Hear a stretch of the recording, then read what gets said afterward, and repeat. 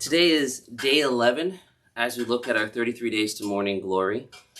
And today we are continuing that path of St. Maximilian Kolbe. And in my morning reflection, I kind of wanted to focus on, the theme, which is the circle of life. Because that's what this is talking about. St. Maximilian Kolbe is talking about this circle of life where all things that are created by God come back to God. And so that we come back into this union of God. And it just makes me think when, we just had Ash Wednesday, and you talk about, and to dust you shall return, or to ashes you shall return. And in burying Donna, that idea that where she came from and then where she is now, and going back to God. And what does that mean for us? It's this beautiful thing when we can start to understand. It's also a very difficult thing, but that we can start to understand that this life is a life in which we live fully, freely. We have the free will to love God, to reject God. We have the ability to move forward, to not move, and that's all on us. And so it's beautiful when we can see that naturally there's an inclination for us to go back to God, in union with God. Yesterday I spoke a lot about oneness and got really confused about oneness, and it's just such a crazy, mind-boggling idea. But to be one with God in that path of holiness. Now, for the sake of 33 days to morning glory, what we're looking at here is that as we're trying to understand that path, we have our Blessed Mother, the Immaculate Conception, both the uncreated Immaculate Conception and the created Immaculate Conception, the Holy Spirit and Mary, who are intimately close. We have them coming together, and in that, Mary perfectly is able to come back to God.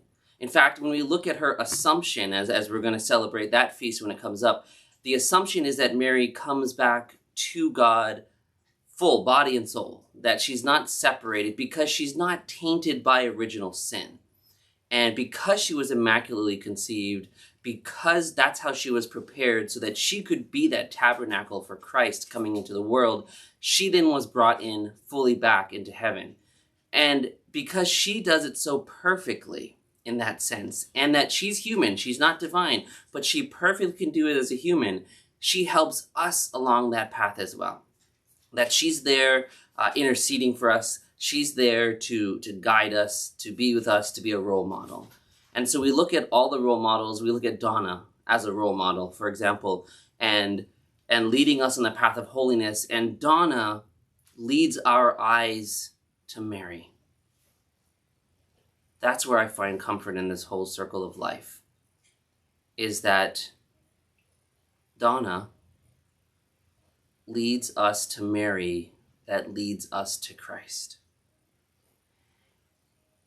It's the way we live our lives and how we bring people to where we need to bring them out of our own free will, because we love other people and we want people to be able to take those rewards, to be able to accept those rewards, to be in union again. So let's ponder that.